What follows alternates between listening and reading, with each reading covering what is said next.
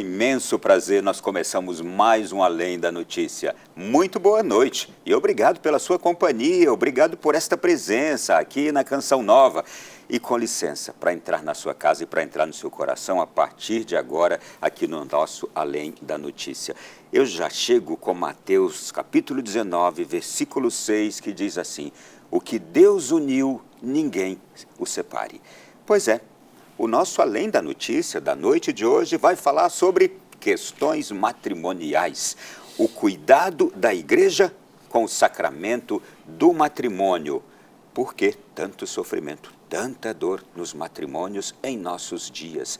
Dor essa que se alastra à família toda, aos filhos, e que atinge o seio da sociedade, que também sente essa dor.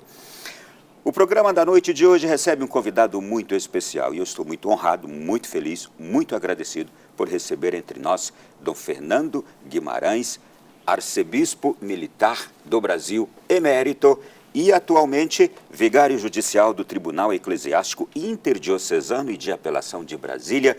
Dom Fernando, é um presente muito grande ter o senhor aqui, porque o senhor é um perito, é um especialista, e vamos daqui a pouquinho conhecer um pouco mais da sua biografia nessas questões de matrimônio e de família. Obrigado. De minha parte, é uma grande alegria estar com vocês e poder partilhar aquilo que é não só a minha preocupação, mas a preocupação da igreja, o cuidado com os matrimônios. Este recifense que, depois de padre, atuou no Rio de Janeiro, foi chamado ao Vaticano. Passou quantos anos lá no Vaticano? 20 e poucos anos. 20 e poucos anos, a serviço do Vaticano, homem de confiança de Papa Bento XVI, depois enviado ao Brasil e aqui também continuou como de confiança de Francisco. Tem dedicado a vida inteira às questões canônicas. O quanto isso lhe apraz? Veja, eu creio que é uma vocação que Deus dá dentro da vocação sacerdotal e religiosa, que foi a minha. Eu pertenço à congregação dos Padres Redentoristas, que são missionários da Palavra de Deus. Fui chamado a este trabalho na Cúria Romana com o Papa São João Paulo II, praticamente acompanhei todo o pontificado dele, e depois, continuando com Bento XVI, foi Bento XVI que me mandou de volta para o Brasil como bispo na minha terra de Pernambuco, na Diocese de Garanhuns, que, aliás, está vacante atualmente, esperando o novo bispo, porque o seu bispo atual foi transferido como arcebispo de Olinda e Recife. E Papa Francisco me chamou para este honroso cargo de arcebispo militar do Brasil, que eu desempenhei por 8 anos, até atingir os 75 anos de idade, a minha idade da aposentadoria. Quando o Papa Francisco aceitou a minha aposentadoria, o meu pedido de renúncia aos 75 anos, o cardeal de Brasília, Dom Paulo, sabendo que eu sempre trabalhei em área jurídica, em área de tribunal, pediu que eu assumisse o Tribunal Eclesiástico de Brasília, que atende Brasília, a Diocese Militar e as dioceses sufragâneas de Lusiânia e de Formosa, como tribunal de primeira instância. E é tribunal de segunda instância para Palmas, Tocantins, para Pouso Alegre de Minas Gerais e para o Tribunal de Manaus.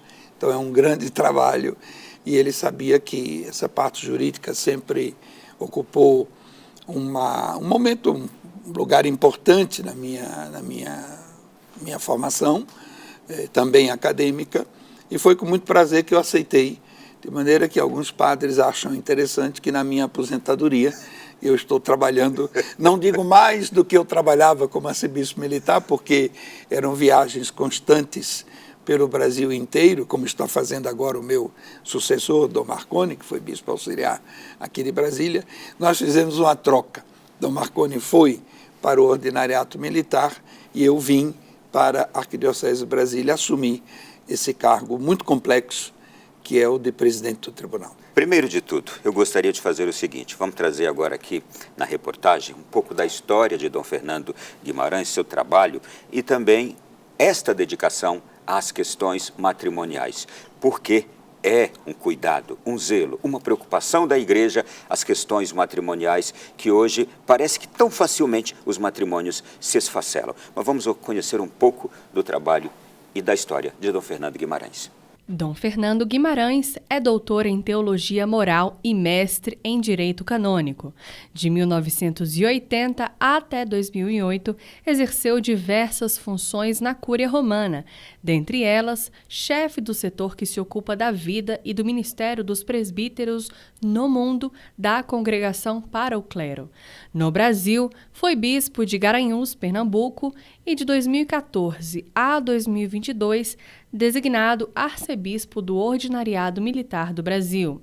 Após sua renúncia, aos 75 anos, em 2022, tomou posse canônica como vigário judicial do Tribunal Eclesiástico Interdiocesano e de Apelação de Brasília. Em linhas gerais, o Tribunal Eclesiástico é o órgão responsável pelo cuidado da Igreja com o sacramento do matrimônio, tendo por finalidade de apreciar, analisar e julgar casos de nulidade matrimonial. Segundo a fé católica, o matrimônio é um sinal sensível e eficaz da graça de Deus, um chamado à santidade inerente à família. O matrimônio deve ser legítimo, conforme orienta o Código do Direito Canônico, pois a autêntica união entre homem e mulher recorda a relação de Deus com sua Igreja, indissolúvel. A fidelidade dos esposos é um manancial de felicidade profunda e duradoura. Dom Fernando, faltou algo nessa biografia, um pouco nessa história aqui. Nós não mencionamos algo importantíssimo que eu sempre gosto de utilizar quando encontro com o senhor. O senhor foi professor de português de João Paulo II. Rapidamente, como é que isso aconteceu? 1980 era a terceira viagem do Papa, depois de eleito. A primeira tinha sido no México, a segunda na Polônia, e a terceira foi no Brasil, junho, julho de 1980. Eles precisavam de um sacerdote, não havia um padre brasileiro no Vaticano naquela época. Havia um cardeal e havia um bispo, mas não havia um padre. Então o núncio da época, que era um italiano, Carmine Rocco, nasceu perto da casa natal de Santo Afonso, me conhecia como redentorista e conhecia como secretário de Dom Eugênio Salles, sabia que eu falava italiano, e foi então o núncio que recomendou a Roma o meu nome para ir para lá preparar essa viagem de João Paulo II. Então o senhor foi enviado a Roma especialmente para esta missão? Sim, eu fui naquele primeiro momento? Eu fui para Roma em fevereiro de 1980 com a missão de preparar a viagem do Papa na metade do ano. Então, me apresentei e entre as tarefas, que eram tarefas estratégicas de organizar programa, de entrar em contato com as autoridades brasileiras, eclesiásticas e estatais por conta do português, eu tive também essa missão muito honrosa de ensinar o idioma português ao Papa João Paulo II, que conhecia muito bem o espanhol, mas não conhecia o italiano, ou o português. Então, através do espanhol, pude preparar o Papa em apenas 3 meses para falar aquele português que ele realmente falou a vida inteira depois disso. Eu sempre gosto de brincar, imitando. O Brasil precisa de santos, o Brasil precisa de muitos santos. Ele teve uma única dificuldade, que nunca superou, pronunciar o nosso ão. Essa expressão do ão, ele nunca, e colocava ele nervoso, de saber que ele não conseguia. Né? Eu cheguei a usar um A polonês com a vírgula embaixo, que tem mais ou menos a mesma tonalidade do an, e escrevia benção com essa vírgulazinha, e dizia, Santo Padre, leia como se fosse polonês, e saía bensal, e ele não teve jeito. Foi o único ponto que realmente ele não conseguiu. Era afável, era agradável, era bem-humorado? O Papa era uma pessoa, eu sempre defino João Paulo II como um homem perfeito, como ser humano, como homem, e também um eclesiástico de amor à igreja e um bispo extraordinário. A gente já tinha a noção que aquele homem era santo. Muito bem. E tinha um profundo amor, zelo, e atuou bastante em favor da família. Sim. Não foi? A família estava no coração de João Paulo II, como deve estar no coração de todos aqueles que vivem a tarefa da evangelização. Porque a família é a primeira igreja. A família é a primeira expressão onde o ser humano aprende a conviver. O ser humano nasce em uma família. Então, a família, a união dos pais, eu estou preparando um retiro que vou pregar para as carmelitas aqui de Brasília semana que vem, e exatamente na primeira pregação, que vai ser sobre Santa Teresinha, eu estou dizendo como é que Santa Teresinha desenvolveu a sua ideia do Pai de amor misericordioso, do Deus Pai que nos quer como filho, a partir da figura do seu pai, São Luís Martin. Foi a figura do pai de Teresinha que possibilitou nela a descoberta, digamos assim, extraordinária de um Deus que é Pai e Pai misericordioso. O senhor se tornou, em Roma, moralista, canonista, e muitas vezes a gente ouve pessoas denegrirem essas formações, moralista e canonista, porque tem uma incompreensão errada deste amor, deste zelo, desse cuidado, que a função existe para isso. Sim. A teologia moral serve para formar consciência. A teologia moral, ela visa o estudo da consciência humana na sua responsabilidade de acerto ou de erro. Portanto, é uma teologia que atribui à autonomia humana um valor extraordinário, mas essa autonomia inspirada e iluminada pela revelação, portanto, pelo ensinamento de Deus, fundamental para a vida humana. E o direito canônico, que muita gente achava um pouco a gata borralheira da igreja, que era aquela ciênciazinha que o pessoal nem considerava ciência, mas que era uma coisa que procurava mandar e comandar e dirigir, e não é isso. O direito, como todo direito, o direito canônico é a expressão jurídica de uma realidade teológica, assim como a igreja é uma comunidade, a comunidade precisa ter regras. E essas regras têm que ser regras lógicas. Não é uma coisa arbitral, não é um arbítrio. É um estudo do que a natureza humana tem que nos sugere e o que a revelação divina tem que nos sugere as regras de comportamento. Isso é o direito canônico. E aí ocorre aqui, numa sociedade que não gosta de regras e que não entende que elas existem para o seu próprio bem e porque são regras de uma mãe. Sim. A igreja é mãe. Sim. Não é? Então, uma sociedade que rejeita regras, normas e autoridade, realmente talvez não entenda bem isto. Sim. Uma sociedade que rejeita... E lhe causa um próprio mal quando não entende. Sim, porque a sociedade que rejeita regras de comportamento se torna um caos, não é mais uma sociedade. A sociedade é a convivência de pessoas diferentes, de situações diferentes, mas uma convivência na harmonia. Se torna anárquica. Se não torna-se anárquica, é um caos. Um caos. Muito bem. Olha, o senhor foi responsável pelo setor que se ocupa da vida e do ministério dos presbíteros no mundo, que pertence à Congregação para o Clero, que merece um cuidado todo especial atualmente, né? Era uma grande preocupação do São João Paulo II, isso eu posso testemunhar por ter trabalhado com ele nisto, de recuperar uma autêntica teologia católica do sacerdócio.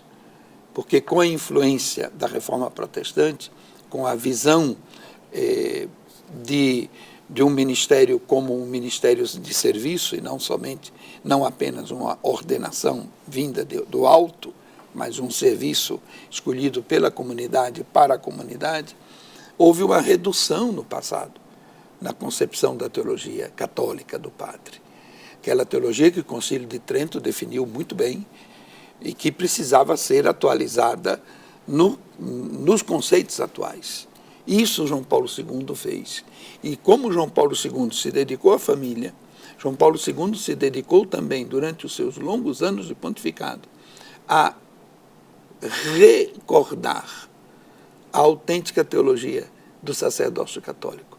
Se você se lembra, as cartas aos padres que ele escrevia toda quinta-feira santa, cada ano, menos o ano do atentado que ele não fez, e as ordenações sacerdotais que ele fazia em cada visita a um país, com as suas homilias. Se você reúne esse material, as homilias, as ordenações que o Papa fazia e as cartas anuais ao sacerdote, você vai ter um manual de teologia católica sobre o sacerdócio. Hoje também, o senhor diria, e agora com a sua visão, com a sua sabedoria ao longo dos tempos, olhando para o sacerdócio hoje e os sacerdotes de hoje, uma palavra sobre as necessidades atuais.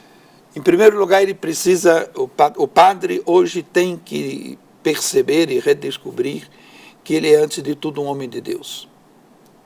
Que ele é um representante da igreja. O padre não é uma pessoa particular, não é um civil qualquer. A ordenação sacerdotal imprimindo nele um caráter sacerdotal que o faz agir na pessoa de Cristo, cabeça e pastor. O padre torna-se um homem público, ele é o sinal visível de Cristo, pastor na igreja. Então, isto é fundamental, cada padre ter bem presente, porque é isso que vai dar sentido à maneira de ser, à maneira de agir, à maneira dele viver a sua vocação nas diversas possibilidades que o mundo oferece. Ainda continuando a nossa conversa aqui, depois o senhor se tornou consultor da Congregação para as Causas dos Santos. Uma palavrinha sobre isso? Sim, era a parte teológica do estudo sobre a heroicidade das virtudes dos vários servos e servas de Deus. Vou lhe fazer uma pergunta curiosa. No seu entendimento, nunca deixou de existir gente santa no mundo? Ah, não, nunca.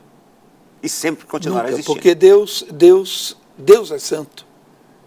E se Deus é santo, as criaturas dele, há muita gente que, mesmo até fora da dimensão católica, mesmo fora da dimensão cristã, digamos assim, a gente que intuitivamente percebe a grandeza de Deus, percebe a beleza de Deus, mesmo quando dão nomes diferentes. E procuram corresponder a isso. A santidade não é nada mais, nada menos do que isso. Dom Fernando, este primeiro bloco foi precioso para a gente ouvir um pouquinho dessas histórias todas.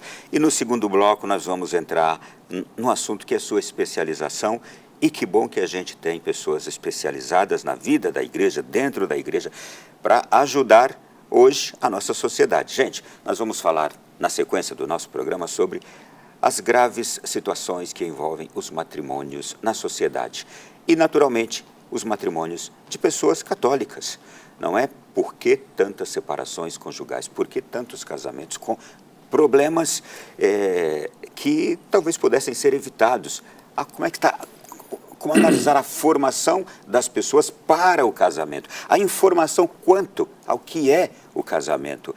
Daqui a pouquinho a gente volta para se debruçar sobre esses assuntos. Voltamos no nosso Além da Notícia da noite de hoje. Obrigado pela sua presença. O programa é importantíssimo. Sim, eu sempre digo isso de todos os programas, não é? Mas o de hoje eu digo com mais ênfase ainda. Estamos falando de matrimônio, casamento, preparação para o matrimônio e problemas que assolam os casamentos. Por que tantas separações conjugais? Eu começo o seguinte: o casamento é uma grande missão, desafiadora. É como aquele caiaque de dois remadores, que se um para de remar, o caiaque não vai mais andar. Muitos casais enfrentam ao longo dos anos conflitos e momentos de dificuldades. Ao se depararem com os defeitos do outro, crise financeira, questão de saúde, insegurança, ciúmes, egoísmo, indiferença, perda do interesse pela vida sexual, pornografia, enfim, muitos não resistem. No entanto, a vida mostra que é nas crises que se aprende a lidar com os obstáculos e também a vida ensina que é preciso se preparar para os obstáculos. Dom Fernando Guimarães, juiz especialista de tribunal que trata dessas questões matrimoniais na Igreja Católica. O que é o matrimônio? As pessoas sabem o que é?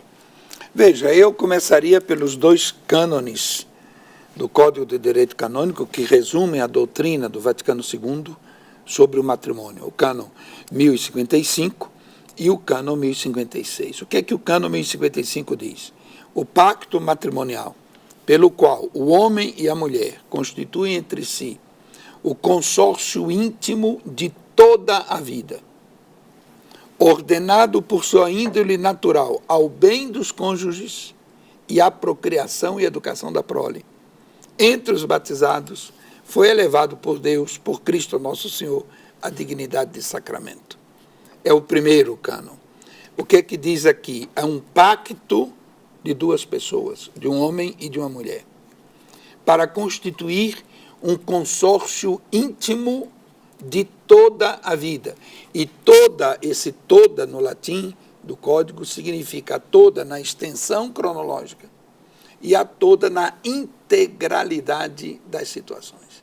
Você tem toda a vida, isto é, todo o teu ser é com a sua esposa e todo o ser da esposa é com o seu marido.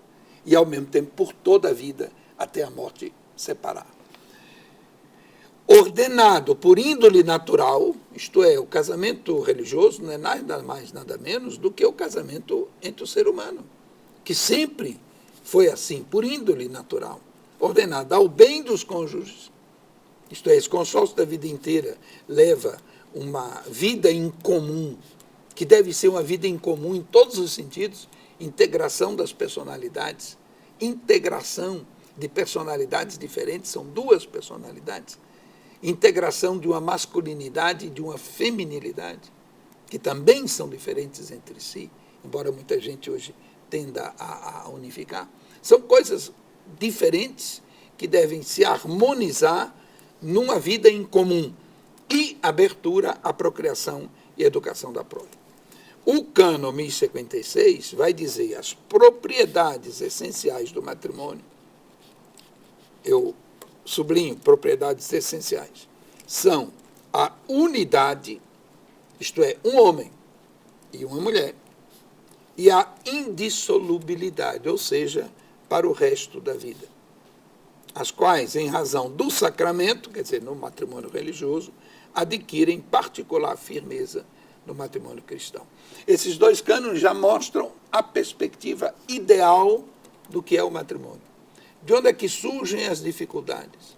As dificuldades surgem quando um desses elementos, ou vários desses elementos, entram em conflito ou não são atendidos, ou não são percebidos pelo casal. Seja antes do matrimônio, e aí nós temos as causas de nulidade, os causais de nulidade. Então, se casam excluindo ou ignorando um desses elementos essenciais. Ou acontecem depois nas crises matrimoniais. Não causam nulidade, mas são problemas pastorais que devem ser enfrentados e ajudados a serem resolvidos. Neste ideal que o senhor acaba de mencionar aqui, a gente poderia compreender que quem está casando talvez não conheça este ideal do matrimônio? Sim. Vários dos capítulos de nulidade, um dos capítulos de nulidade que é mais aplicado nos tribunais eclesiásticos do mundo inteiro é o Cânon 1095-2, que diz da falta de discrição de juízo a respeito dos direitos e obrigações essenciais do matrimônio. Essa descrição de juízo, na linguagem canônica, se refere à maturidade. A maturidade dos noivos, ela deve ser proporcional à seriedade do empenho do casamento. Então, muitas vezes as pessoas casam sem esta maturidade proporcional a todo esse empenho que está aqui. Não é uma maturidade excepcional, porque aí ninguém podia casar. Nenhum de nós é maduro totalmente, todo mundo tem suas imaturidades. Mas é uma maturidade proporcional àquilo que é a missão do casamento. Né? Muita gente casa, tiveram um namoro superficial, nunca se conheceram realmente em profundidade, nunca tentaram se conhecer em profundidade. Começa o namoro onde já se mistura a vida afetiva, sensual. E depois de casado, quando a coisa cai no real, eu costumo sempre dizer, as roupas bonitas são colocadas no armário e as flores murcham, as luzes se apagam. E aí vem a realidade concreta de um homem e uma mulher vivendo juntos e devendo partilhar a vida inteira e a vida toda. E aí o problema começa. Diante de tudo isto, qual é o ideal de uma preparação para que a pessoa case com total consciência, ou ao menos com a consciência suficiente para saber o que é o matrimônio? A preparação está sugerida no Cânon 1063, que eu vou resumir. Os pastores de almas, portanto, os bispos, os padres, quem trabalha na direção da comunidade cristã, tem a obrigação que a própria comunidade eclesial preste assistência aos fiéis para que o estado matrimonial se mantenha no espírito cristão e progrida em perfeição.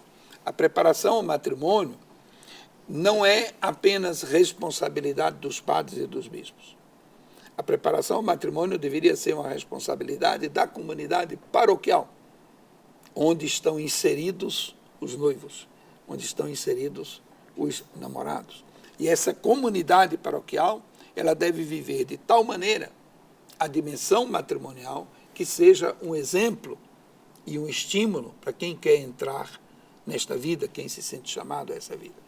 Aí o código vai dizer, a pregação, a catequese adaptada aos menores, jovens e adultos, mesmo com a utilização dos meios de comunicação social, para que os fiéis sejam instruídos acerca do matrimônio. Uma preparação que atinge já desde a criança na catequese. A criança nasce numa família. Essa família, qual é o papel na formação da fé que uma criança deve ter? A pastoral de juventude não pode ser a pastoral apenas do blim, blim, blim, blim, blim, blim, amor, amor, amor. O jovem tem que ser preparado para uma responsabilidade de vida, seja ela numa vocação sacerdotal, religiosa, seja ela a grande vocação da maioria das pessoas na vida matrimonial. Então, também a pastoral de juventude, também a pastoral dos casais atuais, a importância desses movimentos de casais, onde alguns desses movimentos que eu conheço, que trabalhei em paróquia, alguns desses movimentos que procuram também envolver os próprios filhos, participando juntos da vida de fé. Segundo lugar, a preparação pessoal para contrair matrimônio, pela qual os noivos se disponham para a santidade e os deveres do seu novo estado. Preparação de noivo. Eu talvez escandalize, mas eu devo dizer, muitos dos nossos cursos de noivos, qual é o estado desses cursos de noivo? Servem para quê?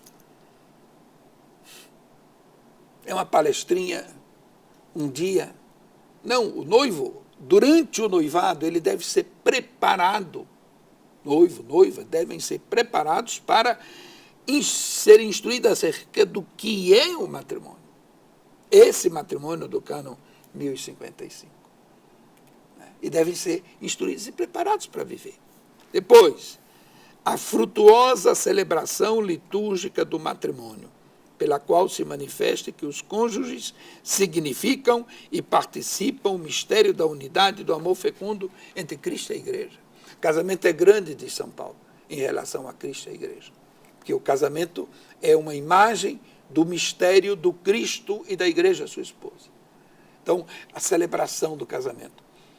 Infelizmente, hoje em dia, a celebração do casamento virou um grande espetáculo cinematográfico, de luxo, onde quanto mais novidades tem, melhor aparece.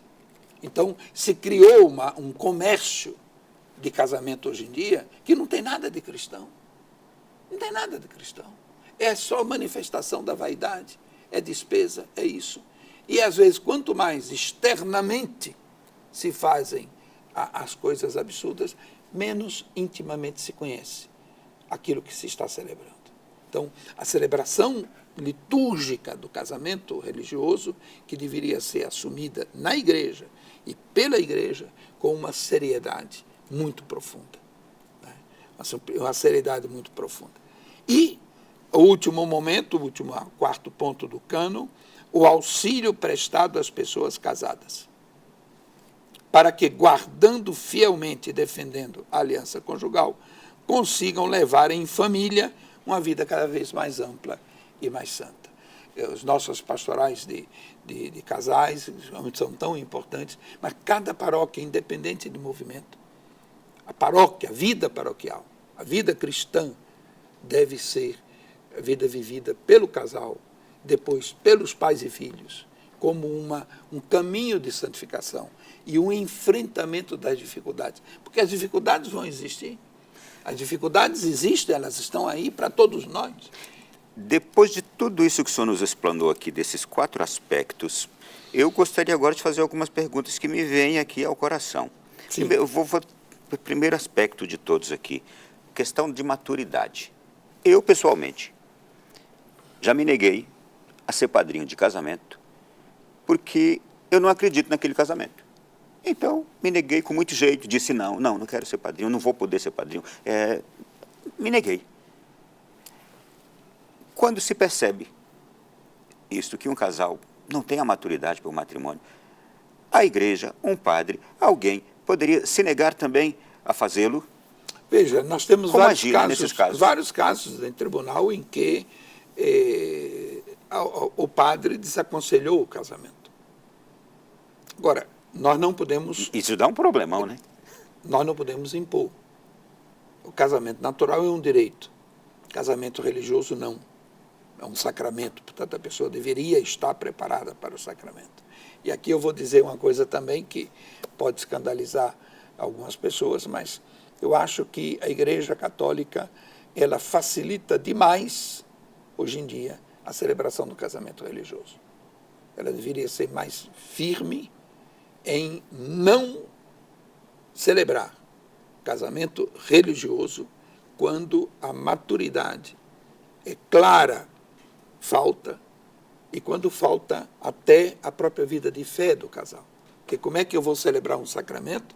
Como é que essas pessoas vão viver um sacramento contando com a graça de Deus especial, se elas não acreditam na graça, se elas não creem, se elas não têm prática religiosa? Eu sou um que, já como padre, eu aconselhei muita gente, casa no civil. Casa na igreja. Porque você não considera a igreja. O que é a igreja? O problema é que, como os casamentos civis normalmente são muito simples, o luxo e a manifestação está na igreja. O glamour está na igreja. O sonho está ali, a ilusão está ali. Então, você quer casar na igreja. No tribunal, nós encontramos tantas vezes no depoimento das pessoas, quando o casamento não dá certo, quando no final, depois, com outra mentalidade, as pessoas olham para trás e analisam o que aconteceu naquele seu casamento. Quantos hoje dizem, eu não estava interessado no sacramento, eu não pensei no sacramento. Eu queria aquela festa bonita, aqueles convidados, aquela coisa. Quando não, eu quis casar para sair de casa, eu quis casar para ser livre da influência do meu pai, que era muito rígido, eu quis casar eu quis casar para o consórcio, entendeu? Que também são causas possíveis de nulidade, de declaração de nulidade matrimonial. Então, a gente vê que o processo de namoro, noivado, decisão de casamento, é um processo complexo e é um processo que deveria ser seguido com muita atenção pelos noivos, pelas famílias dos noivos, pelos párocos. Infelizmente, acontece às vezes que o pároco, aquele questionário que existe no processo de habilitação matrimonial ao noivo e à noiva, em lugares que às vezes é uma secretária paroquial que faz. Canonicamente não é permitido. Mas há padres que simplesmente é a secretária paroquial que vai perguntar, você quer filho? Você crê na indissolubilidade? Você... Olha, e o que o senhor está nos dizendo agora é importantíssimo, porque a gente tem nesse instante uma audiência que eu tenho certeza de muita gente que atua, trabalha em paróquias. É importante que seja o pároco, o padre, a fazer esse questionário. Porque, inclusive com a experiência dele, ele pode iluminar, às vezes, ali. E já aconteceu em tribunal, deu dar a sugestão para padres que na hora que você faz o interrogatório, você percebeu alguma dificuldade, anote no processo. É uma anotação reservada, secreta, você não pode impedir o casamento, mas você pode dizer, eu tive a impressão, porque na hora que o casamento não der certo e esse processo for para o tribunal... No futuro, essa observação do padre é muito importante. Eu vou contar um caso que eu tive no Rio de Janeiro. Dois adolescentes, muito jovens, engravidaram, tiveram filho. E a gravidez foi levada. o pároco dos dois me telefonou. Eu era presidente do Tribunal do Rio, Padrezinho Novo. O pároco me telefonou e disse, eu tenho certeza que os pais estão obrigando ao casamento. Já falei com os dois, eles juram em pé junto que não foram obrigados. Já falei com os pais dizem por toda que não foram obrigados, mas eu tenho certeza que eles estão sendo obrigados. Vieram falar comigo. Os dois meninos também, nada, apaixonadíssimos, querendo casar. Os pais, separadamente, não querendo casar. Não deu 2 anos. O casamento estava de novo no tribunal, pedindo a nulidade, por pressão matrimonial causada pelos pais. A anotação do pároco naquela época e a minha foram o elemento decisivo para dar a nulidade do matrimônio. Tudo isto já está constituindo uma cerimônia nula. Sim. Com a experiência que eu tenho hoje de mais de 40 anos de atividade em tribunal tratando de nulidade de matrimônio, a impressão às vezes que eu tenho é que uma boa parte dos casamentos que a gente faz na Igreja Católica, hoje em dia, são nulos na raiz.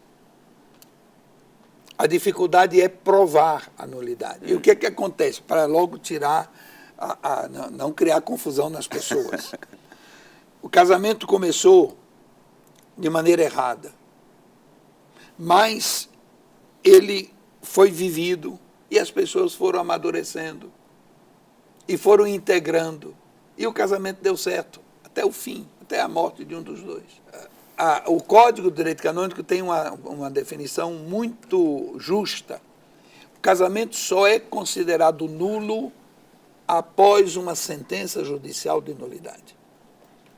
Então, se não há uma sentença, eu posso ter uma convicção, mas esse casamento é considerado válido.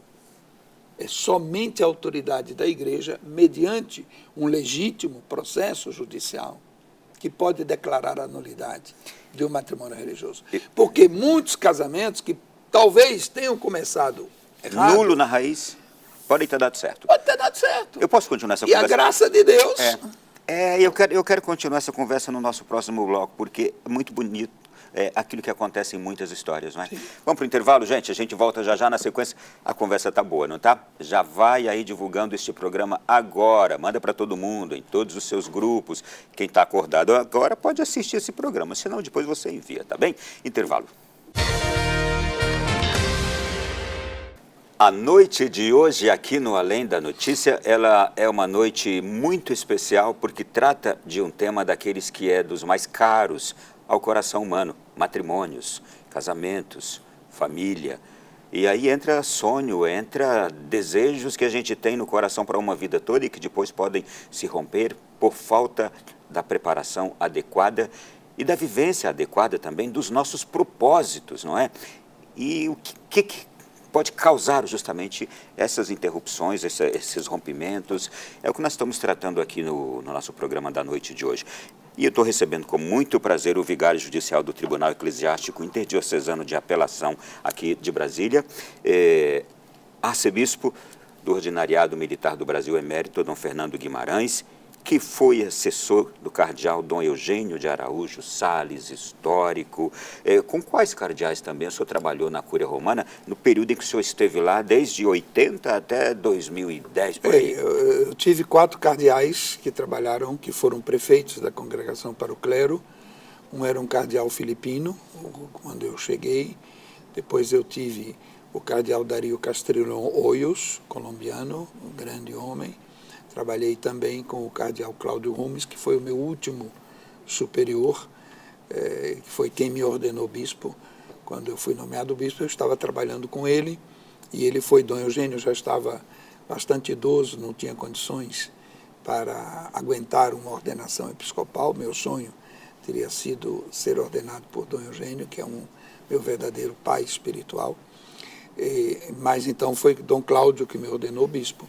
E trabalhei também com o cardeal Piacenza, Mauro Piacenza, italiano, que tinha sido colega meu de oficial da Congregação para o Clero, que depois voltou como cardeal-prefeito.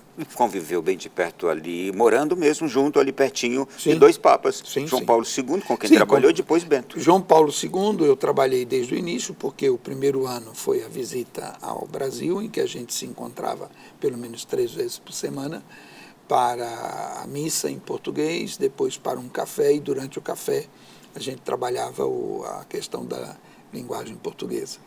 E depois o Papa quis que eu permanecesse no Vaticano, fiquei trabalhando com ele e durante o ano, várias ocasiões, tive a possibilidade de almoçar ou de cear com ele no apartamento privado, quando ele queria conversar sobre algumas coisas, e de encontrá-lo também nas reuniões da Congregação para o Clero.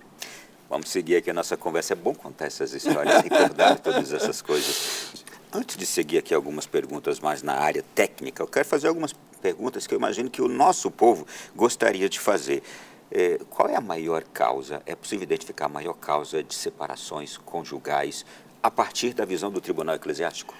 Bem, eu posso dizer quais são as causas de declaração de nulidade mais frequentes. A primeira causa, sem dúvida nenhuma, é o Cânon 1095-2, que fala da falta de discrição do juízo a respeito dos direitos e obrigações do matrimônio, ou seja, a maturidade proporcional ao casamento. Essa é a maior causa. Acontece também a exclusão de alguns dos bens essenciais do matrimônio, a exclusão de fidelidade, a exclusão da prole dos filhos. Isso são casos frequentes. O que vem a ser a exclusão da prole? A exclusão é você casar com a vontade específica de não querer ter filho, daquele casamento. Exclusão da prole. Exclusão da fidelidade, você casar não querendo internamente prometer a outra parte de ser fiel a ela e somente a ela. Então, casar com ou a hipótese de poder trair, ou às vezes com a traição já em ato. Eu já tive casos no tribunal em que a pessoa pagou o aluguel do apartamento da amante uma semana antes de casar. Um apartamento em que ele mantinha uma amante, e que depois do casamento continuou com ela. E a esposa, quando o casamento não deu certo, descobriu esses recibos, e isso serviu de prova no tribunal de que ele tinha casado excluindo o bem da fidelidade, isto é, que ele tinha casado com a intenção de continuar a ter relações com outras mulheres que não a sua esposa. E esse casamento foi declarado nulo por isso. Então, são causas assim comuns. Causa de pressão de casamento, o chamado temor reverencial, sobretudo quando são jovens, quando a menina engravida antes do casamento, em que os pais criam uma pressão moral, não necessariamente uma violência. Eu, quando fui juiz na Itália, eu julguei uma vez um casamento que tinha sido feito na Sicília, região de máfia, em que a igreja estava cercada por pistoleiros armados. Era um caso de uma gravidez precoce. A igreja estava cercada por pistoleiros armados. Então, foi um caso concreto de violência, obrigando o rapaz a assumir a consequência dos atos. Mas, normalmente, não é assim, não chega a ser a violência física. Pode ser a pressão moral dos pais, que a gente chama o temor reverencial. Eu estou aqui querendo rir, porque esse caso que o senhor traz da Itália, aqui no Nordeste deve estar cheio.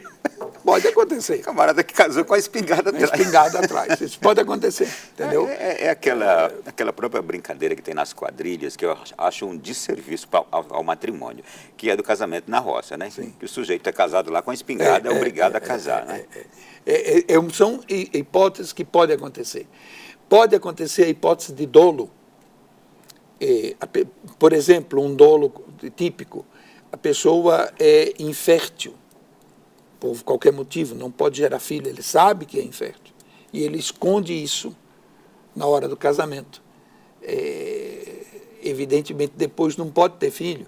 Então, a infertilidade não causa a nulidade do matrimônio, mas o esconder a infertilidade causa, porque eu estou negando a outra pessoa o direito a paternidade ou a maternidade. Lembre-se sempre que o casamento são direitos e deveres de ambas as partes. Dom Fernando, e rapidamente, daí aquela necessidade de se fazer aqueles exames pré-nupciais, não é? Sim, E o homem tem que fazer aquele exame constrangedor. É importantíssimo. É importantíssimo. É constrangedor, mas é necessário. Sim, é necessário. Sim. Porque se eu tenho, ou a mulher ou o homem tem uma infertilidade natural, isso não impede o casamento. A única coisa que impede o casamento é uma impotência, uma impotência que a gente chama de impotência coeunde, ou seja, a impossibilidade de realizar o ato sexual conjugal completo.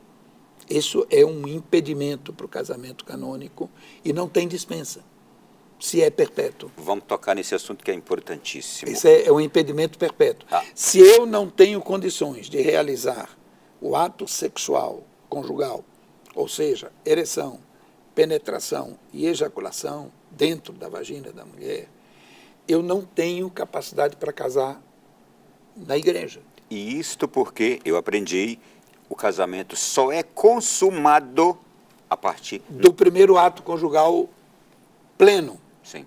Isto é, a pessoa pode ir para a cerimônia, casar, o padre dá a benção, sai, vai para a festa, tudo. Enquanto não houver o primeiro ato, conjugal, relação sexual entre o homem e a mulher, o ato sexual completo, o casamento ainda não está consumado. Chama-se casamento ratificado, isto é, foi celebrado, mas não consumado. E esses casos o Papa pode dispensar do casamento. É o único caso em que o Papa pode dispensar, independentemente de validade ou nulidade. Se o casamento não foi consumado, se pode fazer um processo administrativo, que é feito aqui, mas que a gente manda para Roma, e é o Papa que dispensa desse casamento. Se, evidentemente, esse caso, além disso, existem indícios de nulidade matrimonial, então o próprio tribunal local trata e dá como declaração de nulidade matrimonial. Mas se não há indício de nulidade, houve apenas a não consumação, é só o Papa que pode dispensar. Dom Fernando, torna-se também este um caso delicado para ser tratado, o caso da impotência, porque eu já conheci um caso de alguém que não tinha a menor condição de ter uma relação sexual com outra pessoa e que estava desejando casar e tinha um pretendente. Aí é difícil, porque é o único caso em que não há dispensa. Porque o ato sexual conjugal primeiro faz parte do sacramento. Agora, a infertilidade não dirime casamento. Basta que as pessoas saibam, porque senão 2 idosos não podiam casar. Né? 2 idosos podem casar, eles não são mais férteis. Desde que os 2 saibam que não têm a capacidade de procriar e os 2 aceitam esta realidade, esse casamento é válido. Agora, se eu escondo, a pessoa casa comigo e depois descobre, esse casamento é nulo por dolo. Eu tive um dolo, ou seja, eu enganei a pessoa para obter dela o consentimento matrimonial. Uma pergunta também curiosa. Uma pessoa bastante idosa, que se casa com uma bastante jovem, e ela não consegue, portanto, aquela idosa ter relação sexual, no caso um homem, aquele casamento não é considerado, não é casamento, não pode. Não, o casamento não é inválido, não, porque... Mas ela é impotente. Não, mas ele não pode por natureza. Sim. Se o outro sabe... Se o outro sabe, ok. Não há problema. Ok. Porque o ato conjugal como tal, mesmo um idoso, pode. Ele não é fértil, mas o ato conjugal ele é capaz de fazer. Entendeu? Mas a minha pergunta é, e aquele que nem pode o ato conjugal? Se nem pode o ato conjugal, aí entra naquele caso da dispensa que não pode ser dada porque é perpétua. Ok. Seguindo aqui nosso programa de hoje, que tema é esse, hein, gente? Quanto está sendo elucidador para nós o tema de hoje. É possível 2 pessoas que se amam se separarem? Já chegou um caso no tribunal que mas vocês se amam e não deu certo. É possível isso? Você está entrando num aspecto de jurisprudência. Como é que é chamado isso? Que é difícil da gente dizer.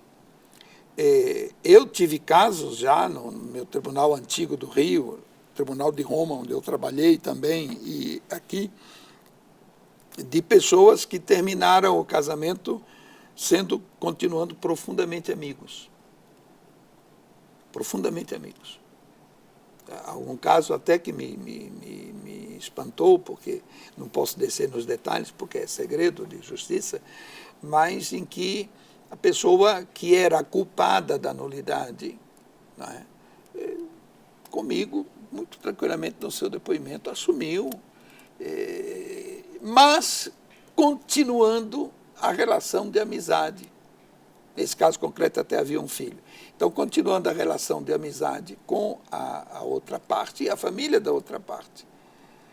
É possível, porque, veja, amor é uma palavra muito complexa. Amor é uma palavra muito complexa. É uma palavra muito complexa que pode tocar o aspecto emocional, o aspecto afetivo, pode tocar o aspecto psicológico, pode tocar o aspecto até de hábito de viver. Então, pode haver um afeto, mas pode haver, ao mesmo tempo, uma incapacidade de viver em comum. Uhum. Não é impossível. Evidente que um amor profundo, ele é e pode ser, de fato, um elemento para superar as dificuldades. Uma das coisas essenciais que o Tribunal Eclesiástico tem que ter presente é um cânon que diz claramente que a gente só pode tratar de caso de nulidade matrimonial quando o juiz tem a certeza de que o casamento é irremediavelmente perdido. Quando houver chance de reconciliação, o tribunal é obrigado a procurar essa chance de reconciliação antes de começar um processo de nulidade. Na prática, o que chega para nós já é irremediavelmente perdido.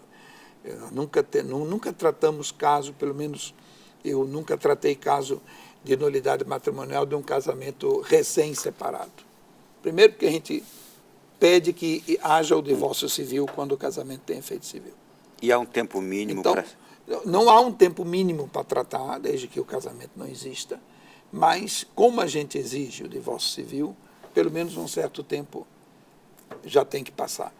E a gente sabe que, de fato, as pessoas não procuram imediatamente o Tribunal Eclesiástico. Procuram quando já estão com uma segunda união, ou que estão pretendendo uma segunda união. E há casos de pessoas que não querem mais casar, mas que procuram, porque tem uma função eclesiástica, é catequista na paróquia e quer continuar. E como divorciado não tem condição, então eles querem a nulidade para poder continuar. Recentemente eu tive um caso da pessoa que recebeu a nulidade e disse: eu não pretendo casar. E havia um veto, porque quando o juiz dá a sentença de nulidade, quem causou a nulidade, se esta causa de nulidade ainda está presente, a gente tem que colocar um veto na sentença. A pessoa não pode casar sem licença do tribunal, mediante perícia médica, psiquiátrica, etc. Eu teve um caso concreto assim. Essa pessoa estava com veto e ela veio conversar para receber a sentença e disse: eu não quero casar. Não tenho ideia nenhuma, nem pretensão nenhuma de casar. Eu digo: tá bom. Então, fica o veto. Na hora que você, por acaso, tiver a ideia de casar, você vem ao tribunal, que a gente levanta o veto mediante a perícia psicológica. Isso pode acontecer também. Um bloco extremamente rico este aqui. A gente já entrou em algumas das causas de nulidade, mas daqui a pouco eu vou pedir ao senhor um pouco mais ainda sobre a mecânica que causa nulidade e mais ainda algumas orientações, também constatações a respeito deste assunto. E vou trazer sobre matrimônio aqui a presença de alguns convidados especiais neste próximo bloco. Nós vamos trazer aqui, deixe-me ver, 4 santos como convidados especiais para nos falarem sobre o que é matrimônio, ok? Até já! Gente, nós retornamos aqui nesse bloco do nosso Além da Notícia. Eu trago agora bastante surpresas. Eu quero já aproveitar a presença aqui de Dom Fernando Guimarães para que a gente possa comentar algumas frases de convidados especiais que vou chamar já. Alguns santos aqui para estarem conosco. São João Paulo II, São José Maria Escrivá, São Paulo VI, Santa Teresa de Calcutá, São Luís Martã. Mas antes eu quero falar, e você vai ver daqui a pouquinho também nas imagens, de 2 filmes indicativos maravilhosos para casamentos que estão passando por sofrimento, por algum tipo de sofrimento. Tem um filme chamado Quarto de Guerra. Elizabeth e Tony formam um casal em crise. A filha pequena percebe que ambos estão à beira do divórcio, mas eles não conseguem chegar a um acordo. E um dia, Elizabeth conhece uma mulher idosa que lhe apresenta o poder da oração. E a partir deste momento, a jovem mãe decide depositar sua fé nas orações, na busca de Deus. Tem um outro filme também que eu gostaria de indicar, você vai ver as imagens aí, é filme A Prova de Fogo. Trata de quem? Um bombeiro chamado Caleb, profissional que cumpre com todos os princípios, sendo um deles nunca deixar um companheiro para trás numa situação de perigo. E aí já em sua casa, ao lado da esposa Catherine, as coisas são bem diferentes. Caleb é um marido ausente e depois de 7 anos de união, o relacionamento está chegando ao fim. O pai de Caleb pede então que ele inicie uma experiência de 40 dias, denominado o Desafio do Amor, na tentativa de salvar o casamento. Dom Fernando Guimarães, em ambos os filmes, a gente vê aqui o elemento de quê? Do conselho, o elemento da fé. E esses 2 filmes, quando um casal... Eu já ouvi testemunhos de casal. Esses 2 filmes aqui, porque eu já assisti e já indiquei também. Eles salvam casamentos. Eu tenho dito, ele disse no início, as paróquias elas devem ser um ambiente de acolhida dos casais. E, de maneira especial, a acolhida dos casais em crise. Porque crise nós todos temos.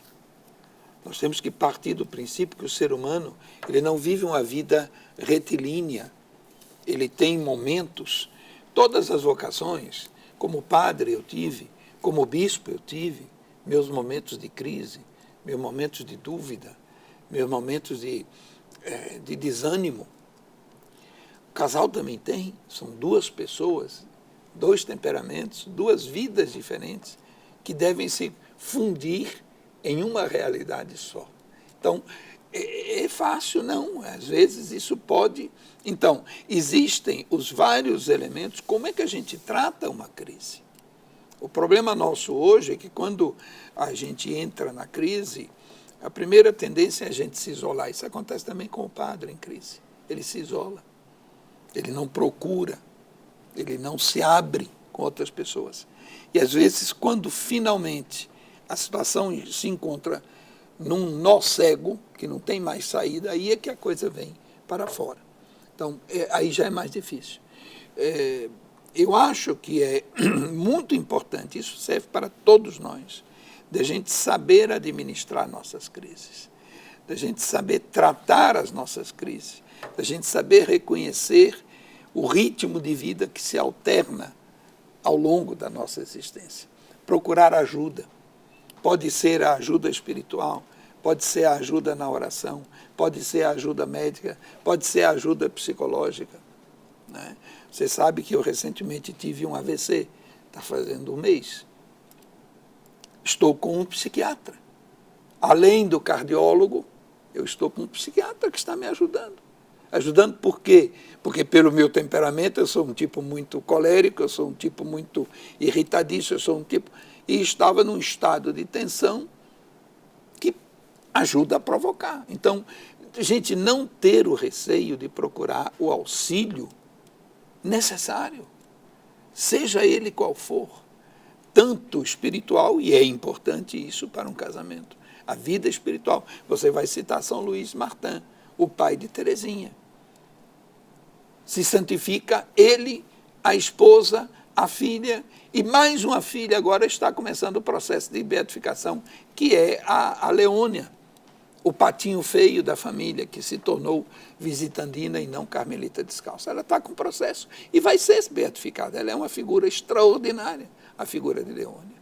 Então, uma família com seus altos e baixos. A crise da família, ela tem solução? Tem. O problema é que nós está faltando na nossa sociedade hoje a fé nos valores sobrenaturais. Então, se torna mais difícil superar a crise. A crise se torna encrostrada porque não há abertura para o transcendente. A solução, a gente voltar à nossa prática religiosa. Retomar as práticas de fé. E, sobretudo, nessas questões matrimoniais, retomar com mais, talvez, um pouco mais de zelo e cuidado as questões de preparação matrimonial, por exemplo, os cursos de noivo. O que, no seu entendimento, deveria constar num bom curso de noivo? E talvez, que duração? Poderiam durar um pouquinho mais? Bem, o curso de noivo não deveria ser nunca um papel apenas para se casar. Ele deveria ser um elemento que ajude os jovens a entenderem o matrimônio. Então, o fundamental num curso de noivo, aqueles 2 cânones que eu citei no início, que definem o que é o matrimônio. A constituição do pacto de 2 pessoas, o consórcio da vida inteira, de toda a vida, entendida cronologicamente e entendida integralmente, aberta a bem dos cônjuges, a convivência dos 2 e aberta à procriação. Indissolúvel e unitário. Esses elementos são muito importantes de serem apresentados de maneira consciente, de maneira crível.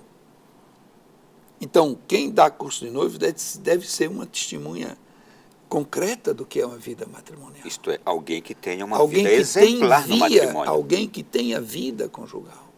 Mesmo alguém que tenha vida na crise, mas que tenha vida matrimonial. Né? Não pode ser nunca uma coisa burocrática. Tem que ser uma coisa pastoral, no sentido de vivida, de prática, de vida prática. Pois é importante mostrar também para quem vai casar as dificuldades que são inerentes ao início do casamento. As dificuldades de convivência, as dificuldades que podem surgir de vários elementos diferentes, né? E dar pistas para como enfrentar essas dificuldades. Como enfrentar. E, finalmente, uma coisa que eu acho muito importante, o casal que casa no religioso, ele deve se inserir numa comunidade. Né?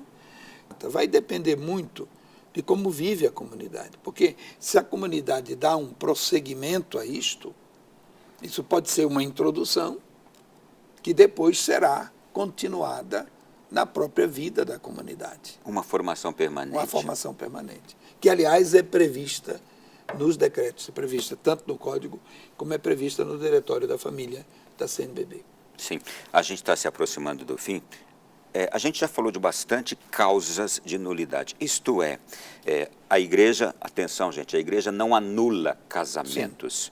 Ela observa que aqueles casamentos nunca existiram. Eu recomendo para quem tiver interesse em aprofundar isso, um livrinho muito acessível, muito simples, do padre Jesus Hortal, que se chama Os Casamentos que Nunca Deveriam Ter Existido. Ele está aí nas livrarias católicas, Os Casamentos que Nunca Deveriam Ter Existido, de padre Jesus Hortal, um grande canonista do Rio de Janeiro. Ele aborda quais são esses capítulos de nulidade. As 2 pessoas, aí pode ser imaturidade, pode ser violência, pode ser medo, pode ser impotência, ou pode ser dolo, tem uma série de hipóteses em que a condição do noivo ou da noiva impede que aquele contrato matrimonial que ela faz seja válido. Abertura, a geração e procriação da prole, a unidade do casamento, a fidelidade do casamento, são os elementos essenciais do contrato. Eu posso fazer um casamento religioso tirando um desses elementos essenciais internamente, na minha vontade. Isso causa nulidade. Por outro lado, as 2 pessoas têm que ser legitimamente hábeis. Então, há situações pessoais que são definidas pelo Código, e só essas estão no Código de Direito Canônico. Eu lembrei de uma coisa aqui, que eu estava conversando com a minha esposa antes de vir para cá. refletindo já sobre essa temática. E aí cheguei a pensar o seguinte, há casamentos que já não existiram a partir daquelas famigeradas despedidas de solteiros. Sim, sim. Porque ali a pessoa que se permite tudo e vai para o casamento, o outro não sabe o que aconteceu. Já não existiu o casamento. Se nessa despedida de solteiro a infidelidade, que é um dos casos que sempre acontece, a infidelidade se torna condição que a pessoa põe para o seu casamento, isto é, eu vou querer continuar vivendo uma vida livre, é nulo. Ou eu vou casar, mas se não der certo, eu me separo, é nulo. Então, são condições que atingem o íntimo da pessoa, né, e que o Código de Direito Canônico legalmente declara um impedimento, dirimente o impedimento que anula. Teve uma coisa que nós tratamos aqui num dos últimos blocos que eu gostei muito, queria voltar nele, que é o início de casamentos que, por exemplo, podem ter sido assim. Sim. Que começam na raiz viciados, sim, talvez nulos, mas que depois, no decorrer da história, eles dão certo.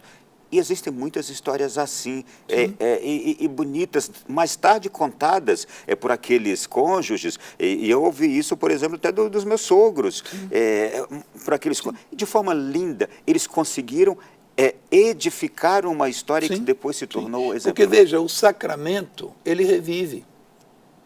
O sacramento pode ter sido nulo inicialmente, mas se depois, no decorrer da vida conjugal, os dois reparam causa da nulidade, esse sacramento revive, se ele não é declarado nulo pela igreja. Entendeu? A revivência do sacramento faz parte da fé da igreja. O sacramento é vivo, o sacramento é algo que se desenvolve, ele amadurece, ele cresce, ele se fortalece, ou ele também vai diminuindo entendeu?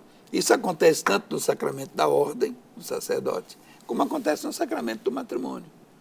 A gente pode crescer na vivência sacramental e a gente pode diminuir na vivência sacramental.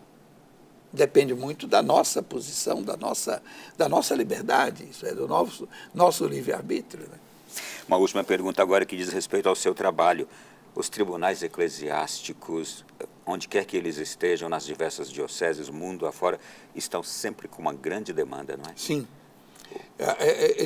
Normalmente, os tribunais que aqui no Brasil antigamente eram regionais, hoje em dia eles são interdiocesanos, portanto, há mais tribunais do que as regiões da CNBB.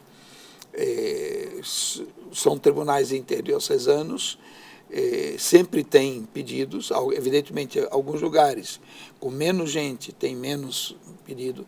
O nosso de Brasília, eu creio que seja um dos tribunais no Brasil com maior demanda. Você faz um libelo, que é um pedido em que você descreve como foi o namoro, como foi o noivado, como foi o casamento, como chegou-se à separação, e você pede, então, que o tribunal estude e apresente algumas testemunhas, 4, 5 testemunhas que possam testemunhar daquilo que está escrito neste libelo que você preparou. Isso tem que ser levado ao tribunal eclesiástico, juntamente com a declaração do casamento, o certificado de casamento, a cópia do processo de habilitação da paróquia, para você dar entrada num processo de nulidade matrimonial. Bom, se você se insere justamente nesses casos, procure o tribunal eclesiástico, porque há muita gente também que vai deixando protelando. Isso acontece muito. O tribunal eclesiástico não precisa de advogado. A própria parte, ele pode apresentar o seu libelo. E depois o processo é um processo que vai adiante normalmente, não precisa de ter alguém que você paga para acompanhar o processo. Você apenas paga os custos do processo ao tribunal, porque o tribunal tem despesas, né? Eu tenho os funcionários que são CLT, que eu tenho que pagar, e eu pago com isso, com as custas que eu recebo dos processos. A gente faz redução e que igualmente ao seu trabalham sem parar o tempo inteiro. Sim, né? Sim, paramos coisas. O tempo inteiro. É uma das dificuldades, porque os padres todos têm que ser párocos em algum lugar, porque o tribunal não pode sustentar. Não tem elementos de dinheiro aqui no Brasil que o tribunal possa sustentar os padres. Então, os padres têm que ter paróquia. Eu tenho 6 funcionários leigos de CLT, que são pagos os notários. Esse eu tenho que pagar todo mês. Então, as despesas são mantidas pelo custo processual, que muitas vezes é diminuído e às vezes até dispensado, dependendo de cada caso. O Papa Francisco insiste muito que o tribunal é pastoral. Então, a gente tem que atender a necessidade do fiel, segundo a sua condição. Para concluir agora, eu prometi trazer aqui alguns convidados. Vou pedir ao senhor talvez uma frasezinha comentando cada uma desses pensamentos destes nossos convidados. São João Paulo II diz assim: o amor ao cônjuge não pode ser um amor disfarçado. Muitos casamentos fracassam porque os esposos não estão unidos por um amor autêntico, mas por um egoísmo a dois. O verdadeiro amor mede-se pela capacidade de sacrifício e de entrega mútua. João Paulo II tem um livro, escrito ainda como professor, antes de Papa, que é a Teologia do Corpo. Ali está tudo isso. O ser humano, ele é uma realidade integral, cada um, mas é uma realidade que vive e se realiza em dois. Nosso Senhor santifica e abençoa o amor mútuo dos esposos. Ele almeja não apenas uma união das almas, mas também dos corpos. Nenhum cristão, seja chamado ou não ao matrimônio, tem o direito de subestimar o valor do matrimônio. São José Maria Escrivá. Escrivá é o santo do cotidiano, é o santo da santificação no dia a dia, da vida de cada um. Então, é o santo também que vê o matrimônio como uma realidade que pertence à vida de cada um, mas que é vivida a dois. São Paulo VI, falando para casais, disse o seguinte: vocês devem ser os lares daquele amor humano primevo, que o Senhor elevou, através do sacramento do matrimônio, ao grau de caridade, de graça sobrenatural. Pais, mães e filhos, tornem a casa de vocês uma pequena sociedade ideal, onde o amor reine soberano e que seja a escola doméstica de todas as virtudes humanas e cristãs. Os padres antigos da igreja chamavam o matrimônio a igreja doméstica, a pequena igreja doméstica. É isso. Madre Teresa de Calcutá, santa, diz: no dia do seu casamento, vocês vão receber muitos presentes, até mesmo alguns bem caros. Mas o presente mais precioso que vocês vão receber nesse dia será um ao outro. Mantenham a alegria de amar um ao outro e a compartilhem. O amar um ao outro, os dois se encontram e se encontram em alguém. A grande presença do sacramento do matrimônio é Deus no coração dos dois. Isso é exatamente o sacramento. O que o sacramento faz é elevar esse matrimônio natural, que é o encontro de duas pessoas para uma vida em comum, e colocar Deus no meio. E para concluir, São Luís Martin, pai de Santa Teresinha, dizia: a felicidade íntima da família é a beleza que nos traz para mais perto de Deus. E a esposa dele, numa carta para ele, está na correspondência familiar, o livro, a esposa Santa Zélia, dizendo a ele: você não imagina como eu te amo e o apoio e o sustento que você é para mim. Que bonito. Que bonito uma esposa dizer isso para um esposo e vice-versa, né? Ou pensarem um do outro isso. Isso. Ok, arrematou. Dom Fernando Guimarães, foi um prazer muito grande recebê-lo aqui. Prazer foi muito meu. Obrigado. E o senhor não imagina o tamanho do bem que a gente fez agora para quem está nos assistindo. Obrigado. Eu desejo aos casais que vivam o seu sacramento plenamente. Desejo também àqueles que tiveram os seus matrimônios, infelizmente, não realizados, ou irrealizáveis ou fracassados, que possam também encontrar na misericórdia da Igreja a acolhida que eles necessitam e que merecem. Obrigado. Boa noite. Até a próxima. Noite. Nos deixe a bênção de Deus, por favor. Pois não. O Senhor esteja convosco. Ele está no meio de nós. Abençoe-vos o Deus Todo-Poderoso, o Pai, o Filho e o Espírito Santo. Amém. Que bom, hein? Terminamos assim o nosso programa de hoje. Se Deus quiser, na próxima semana estaremos de volta. Fico muito feliz com o programa de hoje. Obrigado pela sua audiência também. Faça esse programa chegar a muita gente. multiplique-o. Grande abraço a todos, até a próxima semana.